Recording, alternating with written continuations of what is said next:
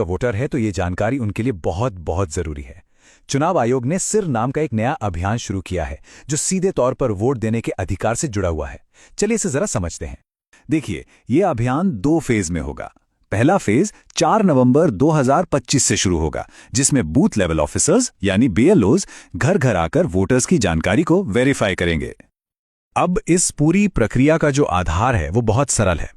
2025 की जो voter list है उसकी तुलना सीधे सीधे साल 2002 की लिस्ट से की जाएगी और इसी तुलना के आधार पर हर वोटर को ए से लेकर एफ तक 6 अलग अलग कैटेगरीज में बांटा जाएगा। मतलब 2002 की वो लिस्ट ही एक तरह से सब कुछ तय करने वाली है। तो सवाल ये उठता है कि किसी को कौन सी कैटेगरी मिलेगी। इसके लिए ना 2 मुख्य चीजें देखी जाएंगी। पहली, वोटर की उम्र, और दूसरी, 2002 की वोटर लिस्ट में उनके परिवार का नाम है या नहीं। ठीक है, तो सबसे पहले ग्रुप को देखते हैं। ये वो लोग हैं जिनकी उम्र 38 साल या उससे ज्यादा है, यानी जिनका जन्म 1 जुलाई 1987 को या उससे पहले हुआ है।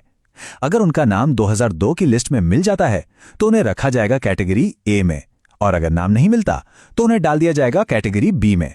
एकदम सीधा सा हिसाब है। अच्छा, अब आते हैं दूसरे एज ग्रुप पर। यह है 22 से 38 साल के वोटर्स, जिनका जन्म 2 जुलाई 1987 से 2 दिसंबर 2004 के बीच हुआ है। अगर इनके माता या पिता दोनों में से किसी एक का भी नाम 2002 की सूची में है तो उन्हें मिलेगी कैटेगरी सी। लेकिन अगर माता पिता दोनों में से किसी का भी नाम उस लिस्ट में नहीं है तो फिर उन्हें कैटेगरी डी में रखा जाएगा।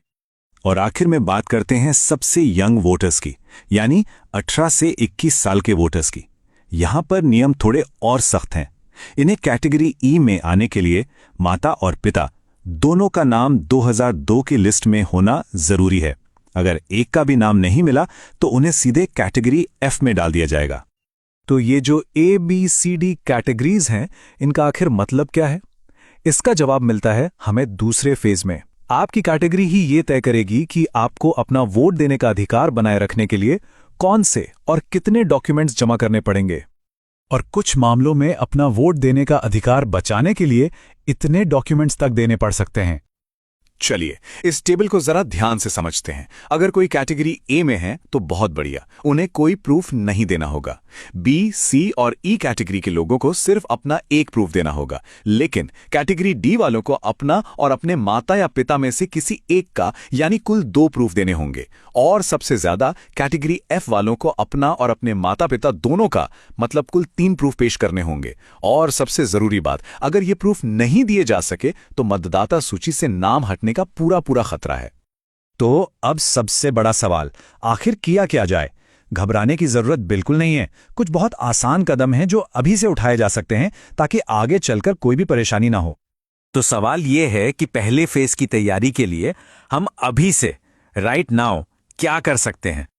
देखिए, हमारा लक्ष्य होना चाहिए कि हम सबसे आसान कैटेगरीज ए, सी और ई में आ जाएं। इसके लिए क्या करना होगा? जिनकी उम्र 41 साल से ज्यादा है वो 2002 की लिस्ट से अपना नाम, भाग संख्या और क्रम संख्या ढूंढकर अपने बीएलओ को दे दें।